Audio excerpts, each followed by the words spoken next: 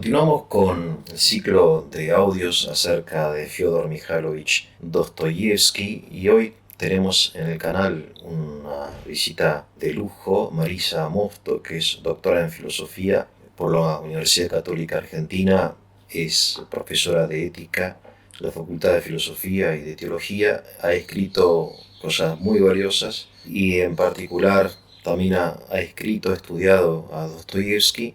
Así que Marisa, bueno, vamos a conversar, olvidemos lo que estamos grabando, como quien dice. Vamos a hablar hoy sobre el sueño de un hombre ridículo. Gracias Marisa por estar aquí. No, gracias a vos, Eugenio, Sí. por invitarme. Yo lo primero que quería preguntarte, leyendo nuevamente este cuento, porque es un cuento breve, pero muy denso, es esta relación entre lo fantástico y lo real.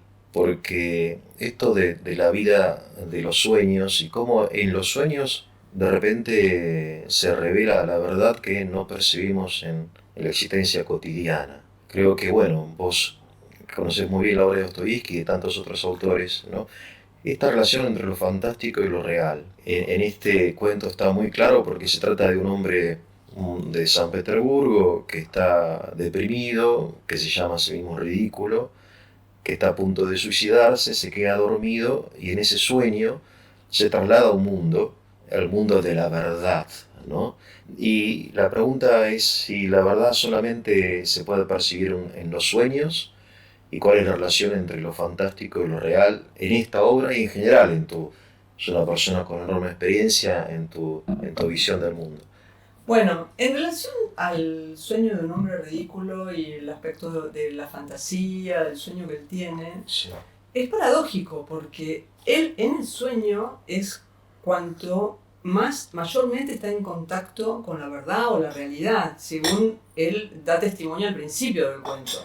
Dice que a él le pasó algo que entonces estuvo en contacto con la verdad y muchas veces en el cuento aparece la verdad con mayúscula. Sí. Habría que corroborarlo con la edición Original. rusa, que yo no la tengo, pero bueno, en la traducción que yo tengo de Ciruela aparece a veces con mayúscula, a veces con minúscula, Sí. o sea que es la verdad, como la realidad, ¿no? Y en su vida cotidiana, de vigilia, él no estaba en contacto con la verdad. Entonces parece que el sueño me pone en contacto con la verdad y en cambio él, como vivía una existencia como aislada, como encerrado sobre sí mismo, como que estaba desconectado de la realidad, porque eso es lo que él dice, a todo le era indiferente al principio, le daba lo mismo que el mundo existiera o no, había decidido suicidarse por esa indiferencia, pues se sentía como muerto, ya estaba como muerto, entonces se iba a suicidar, se iba a pegar un tiro en la sien, y entonces dice, lo único que me faltaba era encontrar el momento.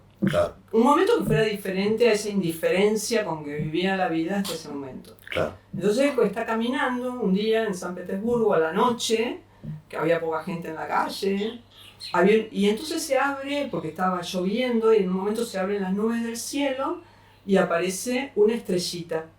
Entonces él dice que esa estrellita es la señal para que ese día él se tenía que suicidar. Uh-huh. Ya estaba decidido a suicidarse, estaba todo metido en sus elucubraciones. Y en eso aparece una nena de 8 años, dice ahí en el cuento, que estaba toda mojada por la lluvia, con un pañuelito, tiritando, y no podía ella articular bien las palabras, pero se decía mamita, mamita, como que algo le pasaba a su mamá. Y él, de repente, es como que él estaba metido en su mundo, ¿sí? En su mundo interior, así de indiferencia total. Y esta nena es como que a él lo incomoda, porque dice, ¿qué tenés que venir a vos a molestarme? Uh-huh. Y tanto lo incomoda que en un momento patea el piso y la echa. Y la nena se va corriendo. Y ahí a él le da como en ese momento como un sentimiento de culpa de haber hecho eso. Sí. Y entonces, cuando llega a su casa, se empieza a preguntar de nuevo en su mundo interior por qué tenía ese sentimiento de culpa, porque él pensaba suicidarse. Entonces no tenía sentido si dentro de media hora no iba a existir más porque le da culpa por la nena, ¿no? Claro. Y entonces ahí es cuando él se duerme, no se suicida todavía, se duerme y ahí sueña que se pega un tiro, pero no en la cabeza, sino en el corazón. Que era eso lo que le fallaba, estaba desconectado de la realidad, porque el lugar de conexión con la realidad, por ejemplo, si seguimos a Pavel Florenke, que es otro gran pensador ruso, él dice que el hombre se conecta con la realidad, se puede conectar desde 3 lugares, desde el cerebro, ¿sí? Los 3 órganos importantes, el cerebro, el corazón o el vientre. Entonces habla él de las místicas, los hombres que viven en la mística del vientre, mística en el sentido de que es el vínculo que tienen con la realidad, son los deseos que tienen que ver con la comida, la sexualidad, o sea, gente más sensual. Otros que son más racionales, que buscan el control de la realidad. Y el ser humano integral es el que se vincula desde el corazón. Únicamente desde el corazón nos podemos vincular con la esencia del otro. De corazón a corazón, diría Newman, se dan los verdaderos vínculos. Sí. Pero este hombre ridículo estaba totalmente desconectado, ¿sí? De la realidad. Y en el sueño, lo que sueña es que se conecta. Claro. Porque viene, cuando él se pega un tiro, se lo entierran en sueño, y entonces él ahí empieza a desesperarse, porque dice, yo pensé que ya no iba a existir más, y no, sigue existiendo una existencia de ultratumba, incluso siente que en la tierra le caen unas gotitas en el ojo, y está molesto, y empieza a tener mucho miedo, y entonces aparece un alguien, no sabe quién, que lo saca de ahí, lo empieza a hacer volar por el universo, hasta que llegan a esa estrellita que él había visto, ¿sí? Y cuando llegan a esa estrellita sería como esta misma tierra, la misma tierra en la que él vivía, pero antes de la caída, como un doble, que en Dostoyevsky aparece muchas veces esta idea del doble. Esa sería la verdadera tierra. ¿En qué sentido la verdadera tierra? Yo he visto la verdad. Yo estuve pensando mucho eso. ¿Por qué dice esta es la verdad? Porque nosotros en Occidente tenemos una idea de la verdad muy racional, algo que tiene que ver con lo cognoscitivo, ¿sí? Con el pensamiento.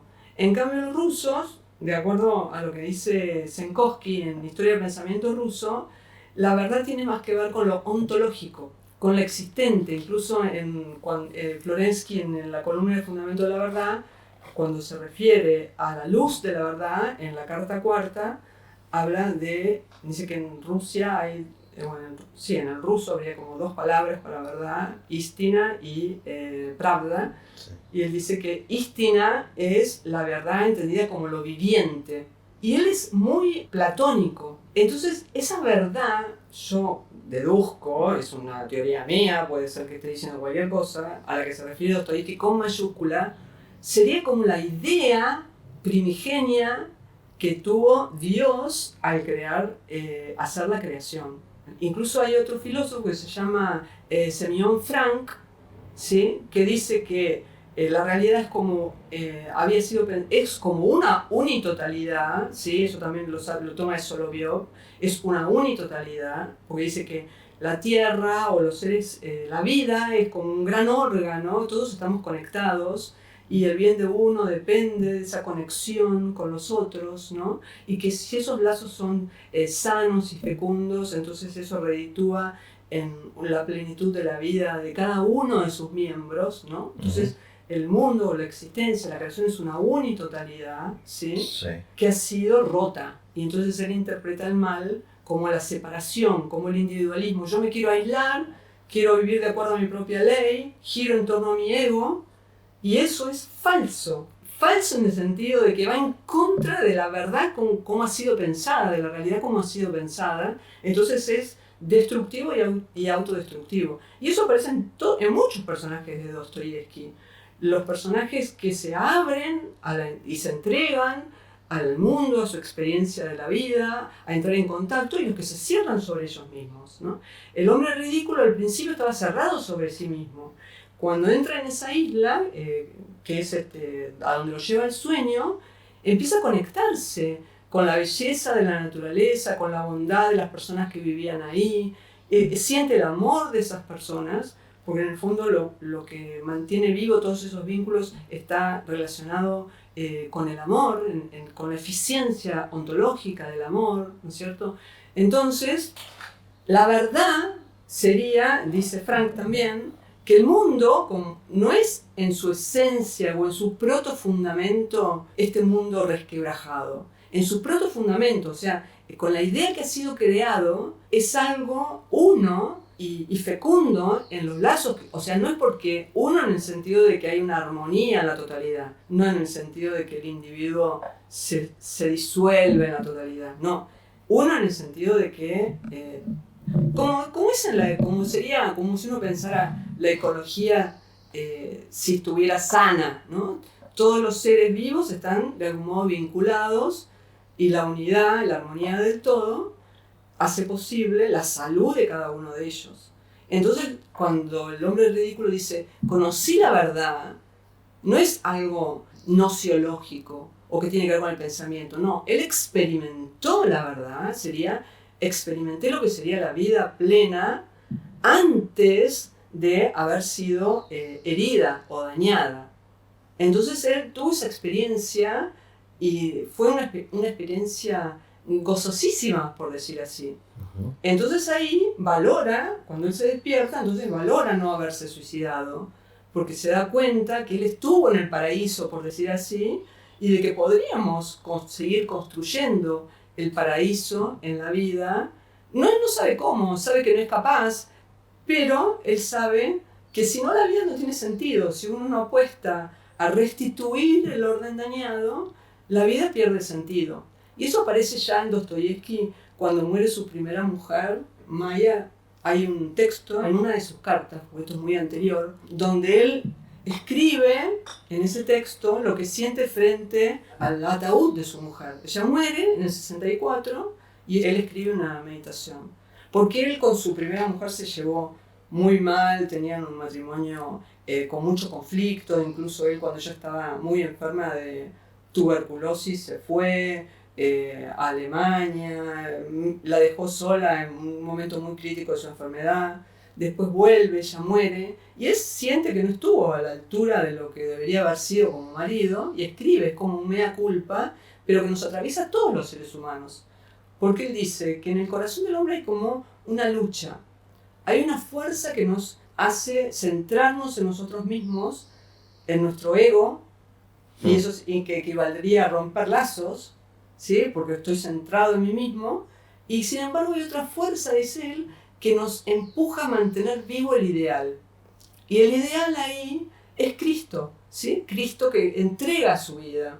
Entonces, la vida es una lucha por ser consciente de esas dos fuerzas y por también ser consciente de que la que me hace cerrar sobre mi ego, en realidad está llevándome a la aniquilación de mi ego. O sea, si la fuerza que me impulsa a mi ego se ubicara en la dirección correcta, tendría que estar apoyando la del ideal, porque solamente puedo realizarme a mí mismo en la entrega de la vida.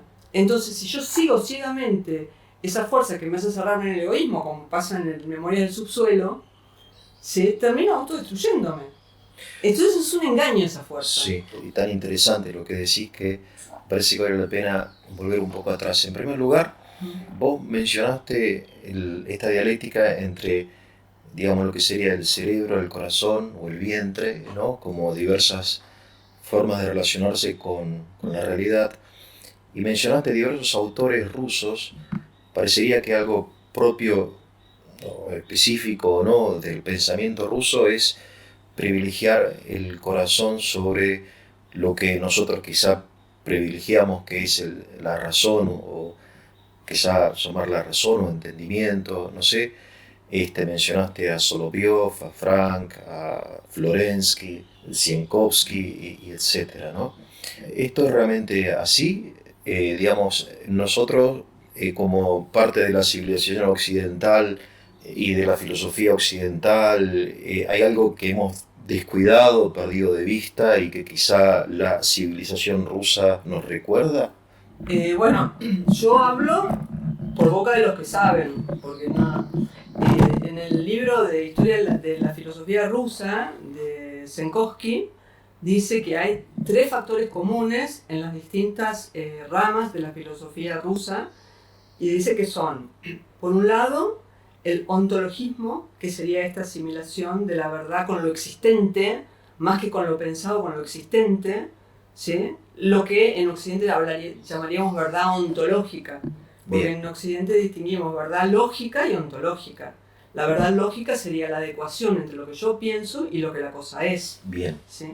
En cambio, el ruso, según lo que dice Senkowski, cuando piensa en la verdad, piensa en lo existente en primer lugar. ¿Sí? Ese sería el primer rasgo de la filosofía rusa, que aparece en la etimología que desarrolla Florensky de la palabra istina, ¿sí? Que es muy interesante esa etimología que está en la columna del fundamento de la verdad.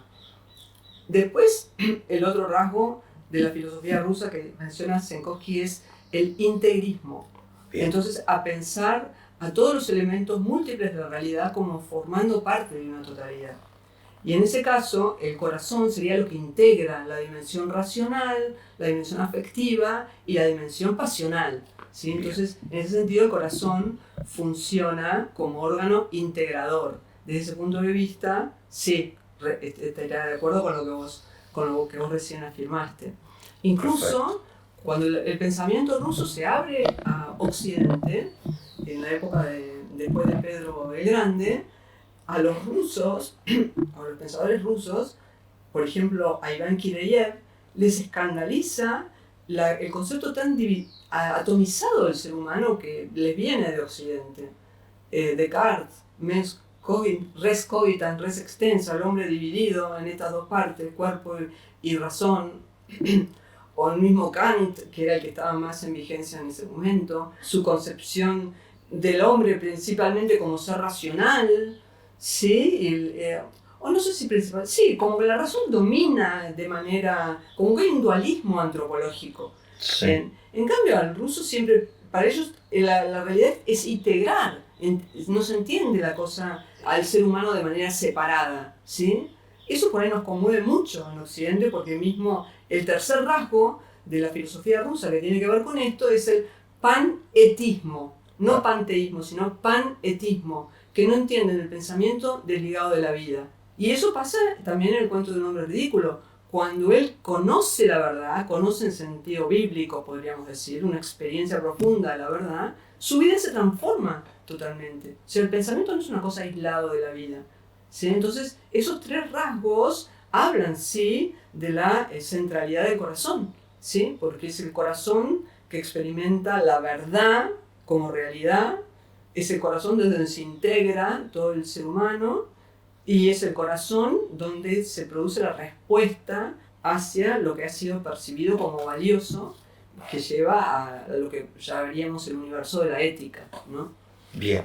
Bueno, entonces volviendo al argumento de sueño de un hombre ridículo, tenemos a un hombre, creo yo, de estos hombres que ya Dostoyevski describe en Pobres Gentes, un hombre insignificante, resentido, encerrado en sí mismo, ridículo. Es decir, ¿qué es un hombre ridículo? ¿Por qué el hombre se siente ridículo? ¿Es que los demás lo ridiculizamos? ¿Es un hombre distinto? Porque muchas veces nosotros entendemos lo ridículo como lo distinto, lo extranjero, ¿no? Como las costumbres quizá de, no sé, de otras regiones del mundo. Bueno, creo que todos nosotros alguna vez nos hemos sentido también ridículo, hemos hecho el ridículo, ¿no? Nos han dicho no seas ridículo. Y después, recordando también y leyendo un poco tu obra, yo sé que has estudiado también esta forma de santidad rusa que es esto de los locos por Cristo, que son personas que hacen el ridículo como para manifestar que el mundo es ridículo, o sea, como contraste ante esta sociedad burguesa, capitalista, que hay mucho de fingido en todo eso, ¿no? Un poco, ¿qué te viene a la mente cuando pensás en el hombre ridículo? Sí. Particularmente en el sueño del hombre ridículo, él al principio dice que todos lo consideran ridículo. Y también cuando uno lee el cuento, es interesante porque este mismo sueño aparece en varias obras de Dostoyevski. Sí. O sea que él tiene especial interés en que se conozca, en dar a conocer esta idea de un sueño que hace como de contrapunto a una existencia moralmente miserable y que entonces le abre una ventana a otro mundo, ¿no? Bien. Bien. Aparece en La confesión de Straboguín y aparece también en El adolescente, Bersilovsky, Sí. tiene el mismo sueño. Y en todos esos casos, y mismo en El hombre ridículo, que no sabemos cómo se llama, porque es anónimo, Claro. el personaje, mantener vivo el ideal parece ridículo. O sea, para el mundo, la persona que apuesta al amor, a la restitución de los lazos, frente a un mundo que está transido por la competencia, el egoísmo, el individualismo, con reglas de juego de mucha crueldad y exclusión, es un sueño ridículo en ese sentido. O sea, no porque a mí me parezca ridículo, ¿no? Hay autores, por ejemplo, los autores de la escuela de Frankfurt, que son autores ateos, Sí. Horkheimer, por ejemplo, en un momento que ellos están dispuestos a luchar contra hablando del tema del mal, de la relación del hombre con el mal en la historia, dice, somos pesimistas teóricos en el sentido que nosotros no vamos a poder terminar con el mal, que es eso lo que quiere hacer el hombre ridículo, pero optimistas prácticos, o sea, no podemos no dejar de hacerlo. Bien. Porque si no la vida carece de sentido. Entonces es como la apuesta al triunfo del amor sería, del hombre ridículo, suena ridícula en los oídos del hombre contemporáneo, ¿sí? Y después también en Dostoyevsky aparece muchas veces esto, porque en Mishkin, al principio que también es un personaje ridículo. Él al principio en ese diálogo que tienen en el tren con Rogojin, y entonces, Rogojin, es verdad, cuando termina eso le dice, pareces un Yudodivi, o sea, un loco en Cristo, un loco de Cristo, por las cosas que dice, como que era ridículo la honestidad, la amabilidad, como ingenuo demasiado. Ingenuo, el buen corazón, claro. Pareces un Yudodivi, porque contrasta con la maldad que atraviesa la historia, el mundo, ¿no? Entonces, y ahí también, en varios momentos, Mishkin dice, tengo miedo de que la idea que yo quiero transmitir se vea debilitada porque aparezco como ridículo. Claro. ¿Sí? Y Dostoyevsky había dicho que el personaje de Mishkin quería que fuera una mezcla de Cristo y el Quijote. Mira. Y el Quijote tenía algo de ridículo, decía Dostoyevsky, que se dijo en una carta a una sobrina. Él creo que admiraba mucho Don Quijote, lo consideraba, no sé si la novela más importante. Y claro, Don Quijote, es decir, un poco... O sea, hay la presencia de esa línea de espiritualidad rusa en la obra de Dostoyevsky. Bien. Y por otro lado, yo como cura no puedo no recordar cómo fue ridiculizado el Señor también en la Pasión, cuando lo visten le ponen, no sé, una capa, una corona de espinas, y se burlan de él como si se tratase de un hombre ridículo, ¿no? Salve, rey de los judíos, etc. Ya esta cosa de ridiculizar lo bueno. Sí, pero tiene la otra cara, mismo en el caso de Cristo, los testimonios dicen que hablaba como el que tiene autoridad, claro. ¿no? Como que emanaba de él una autoridad vital, en griego se dice exousia, que salía de su misma naturaleza, que no podía no ser reconocida. Que impedía ser tomado como ridículo. Claro. Y en el personaje de Mishkin también irradia esa autoridad que la gente es como que instintivamente reconoce que la verdad, de nuevo, con mayúscula, está del lado del ridículo y no del lado del soberbio y del que se ríe. Perfecto. Marisa, hacemos una pausa y después seguimos, ¿te parece? Sí.